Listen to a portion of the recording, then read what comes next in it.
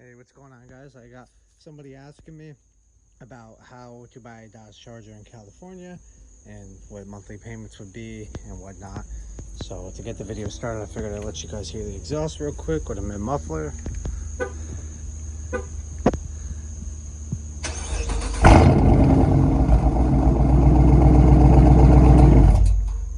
All right, it's a beast. So what I have laid out here, we'll do it right on the hood of the car. So I'll show you how close you are to buying your next Dodge Charger. All right, so this is the closest Dodge Charger in California that I found right here. Okay, that represents mine, and it's in California. So I have a notepad here. I already did some math for you, so we'll make it nice and quick for you guys so I don't bore you. MSRP is $32,590. All right, sales tax is 7.35. That's how you type into the calculator. I came out with $2,395. Okay, now we'll say dealer fees. I'm going on my own head here. I didn't rehearse nothing. All right, so let's say that those are all of our prices. Now if we get the calculator out, right, so we have, so you can see 32,590, okay, plus 2,395, all right, plus just a given number, 500 for fees. We're at 35,485. All right, so when you have all this figured out, all right, your sales tax, your fees, your MSRP, every number plays a game with the car dealerships, and the car dealerships is basically a game in its numbers. All right, my car was trying to sell for around 37,000, and I got it down to 32,000, and then obviously sales tax and whatnot. And I live in Connecticut. I bought it in New York, and sales tax is higher in New York, but I did pay the Connecticut sales tax, which is 6.35. So we're not really far off from California, which is nice because it's better for me to show you. So we're at here. It's all simple. It's all easy. Anybody can figure out what they want to pay. Let's say you want to do 72 months. All right. And I put down 4,000. All right. So now we're at 31,485. So if you do quick math, right? So you got 31,485, as you could see, divided by 72. We're at $437.29. So 437.29. All right, so now this is where your rates matter. I was approved with a, sorry, there's a helicopter.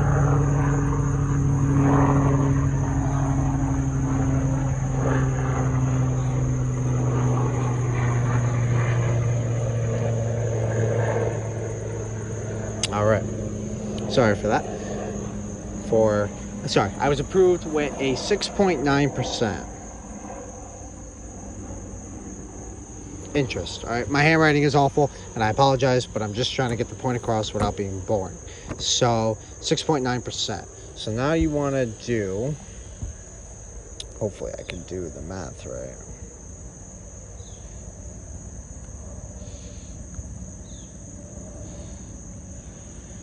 So when you do the sales tax, it comes out to an extra $30.17.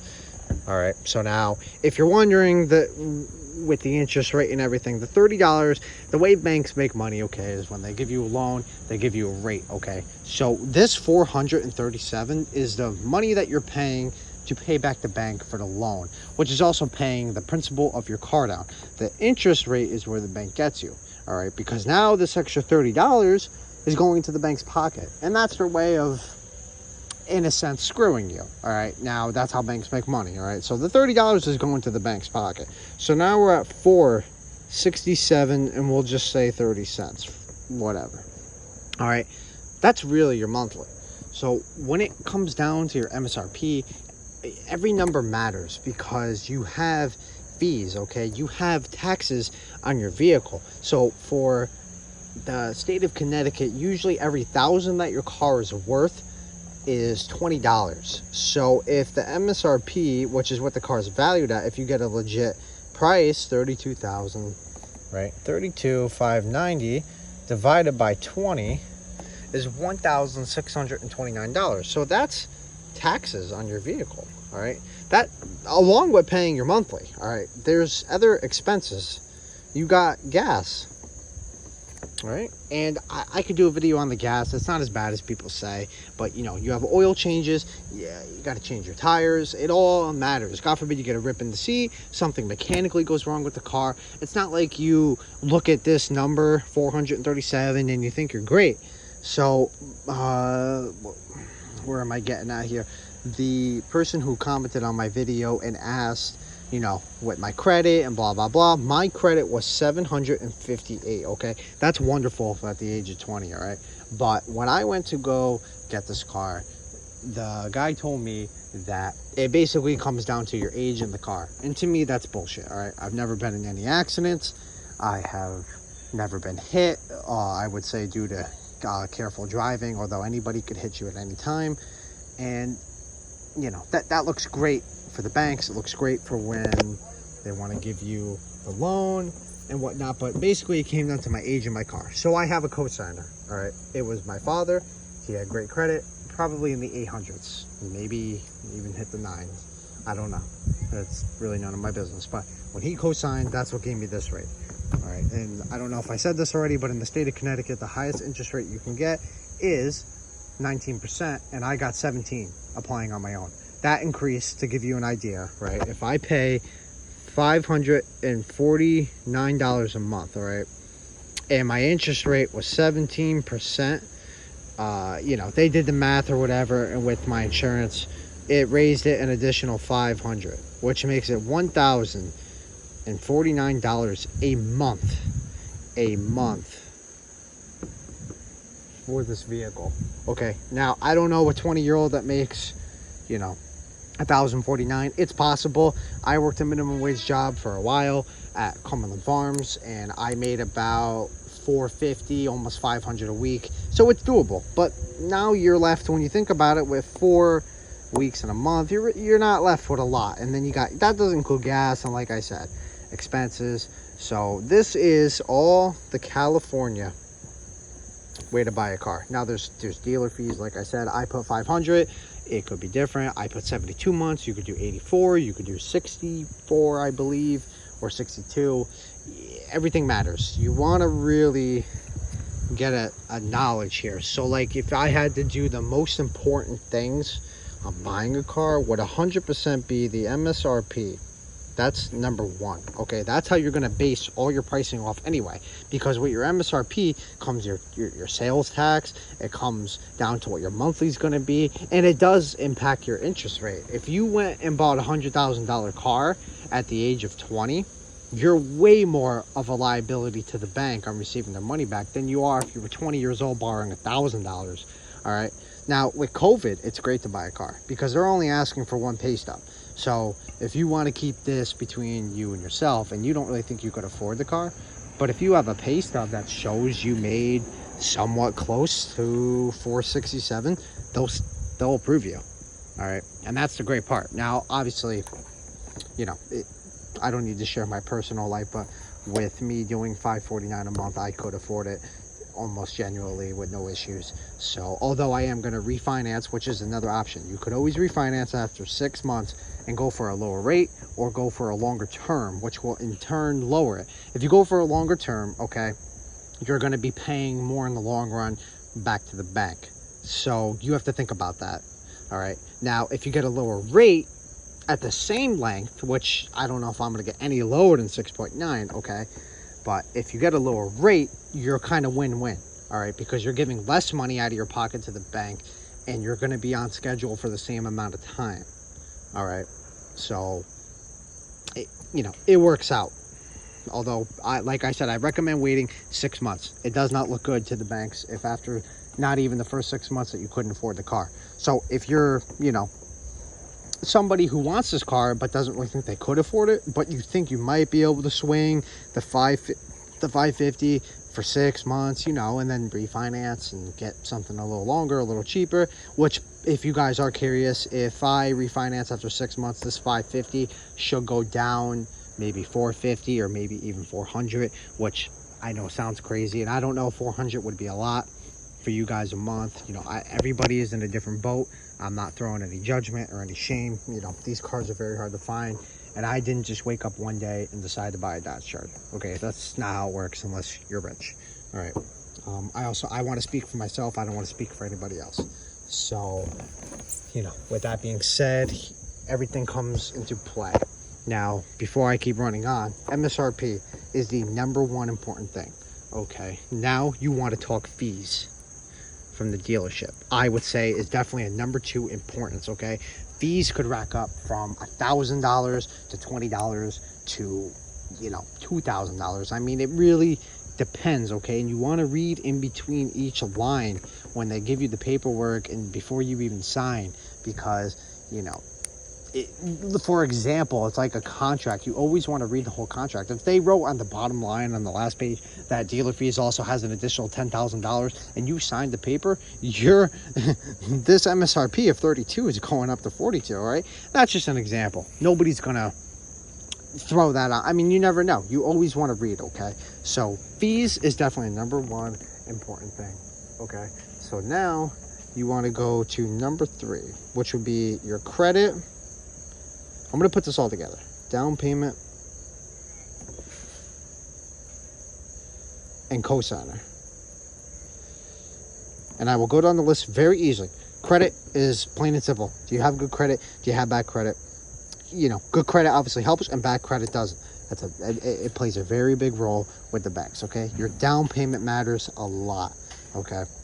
So if you could put down half the car of its MSRP, any bank will work with you with almost anything that you want. Okay, that may not be true for everybody.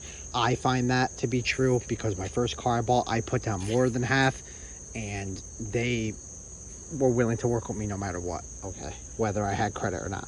Now your cosigner, I'm 20 years old like I said, and for example, which I think I already said, it basically came down to the age and the car. Okay, the car is a 5.7. All right, there's plenty of cars out there that are faster, but you know, 5.7 is where I wanted to start with Mopar product, and 100% it's a wicked good car. But besides the point, cosigner for sure. I would recommend a cosigner. I'd recommend a parent. It looks better for the banks because to them a cosigner is like, even if the young dumb kid who's buying this car can't give us the money, then the cosigner will.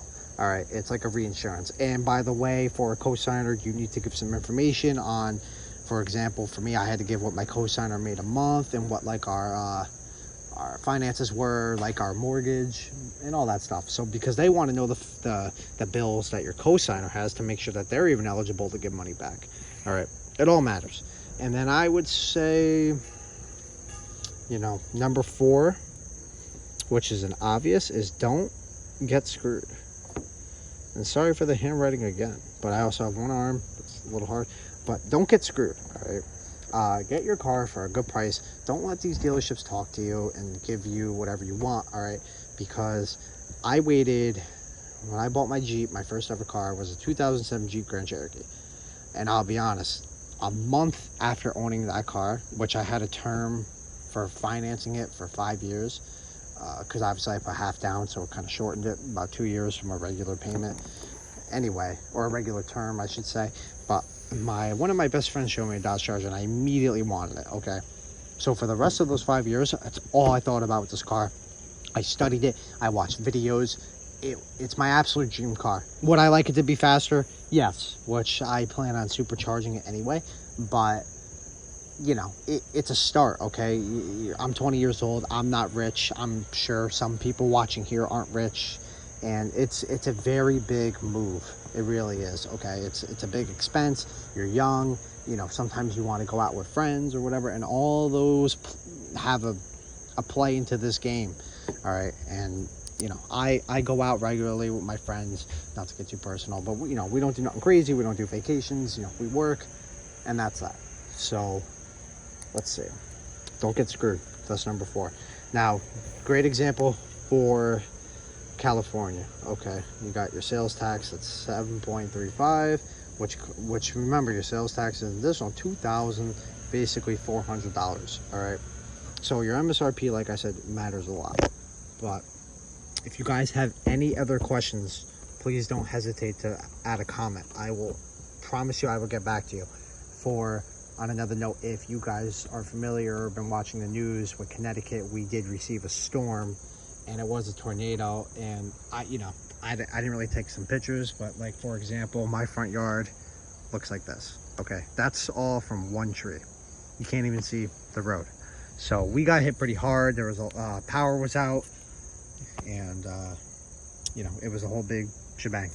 So we're working on that, and I do have some footage from the storm if you guys would like to see that. I actually got caught driving in it, and I also have some pictures of my road with all the power lines down. For example, this power line right here, it literally snapped right about here and was, let me focus, it snapped right about here and was hanging on power lines. It wasn't even touching the ground, and the rest of the pole was on the ground. I mean, it was ridiculous. So the storm was bad. And some of the people said that they kind of wanted to see my car a little more, so I will actually show you more. I did get black rims. I mean, I did a small review on it anyway, but I have a towel there because sometimes I'm dirty when I come back from work. But everybody kind of asks about it. I mean, it's fairly clean. I put some marks on it on the door, but other than that, I don't know why everybody wanted to see it so bad. I got text messages and everything, but it's clean. I'll show you. I put some miles on it too. 17,420. I got my tire pressures, coolant. I just came back from work, so oil life, battery voltage, intake, torque, power. And some people asked if I did have the heating steering wheel, which I did, and I would like to show you that in climate. As you can see right here, I have that. If I just turn it on, obviously my air conditioning's on because it's summertime. I have mirror dimmer, 2 heat steering wheel. It's all good. And I guess my radio station's on there, although I connect my phone all the time. But other than that, that's it. So like I said, if you guys have other questions on how to purchase a vehicle, or some tips I should give on purchasing it, especially these cars because they're expensive, like I said, please don't hesitate to comment. And if you guys are interested in seeing some footage from our tornado that we had, which, by the way, my first selectman in my town called a state of emergency, and he called in the National Guard and everything. Like I said, it was a whole big shebang. So leave a comment if you would like to see some footage from that, and if you wouldn't mind, leave a like. I know it's a little sloppy. I'm not really a professional YouTuber. I'm just doing it for fun. I'm not here for clickbait or anything like that. I just, it's a good memories, because if I ever get rid of this car, at least I could say I own the Dodge Charger. So once again, thank you for tuning in, and any questions, leave in the comment, or something you guys would like to see. Like I said, I thought about supercharging this, so if you guys would like to maybe see the process of that, leave a comment. If you're even more curious, I got a quote for around $6,300 to supercharge this, which isn't too bad because the supercharger alone can go for $8,000. So like I said, number 4, don't get screwed. Read in between the lines. All right, guys, thank you for tuning in, and have a great night.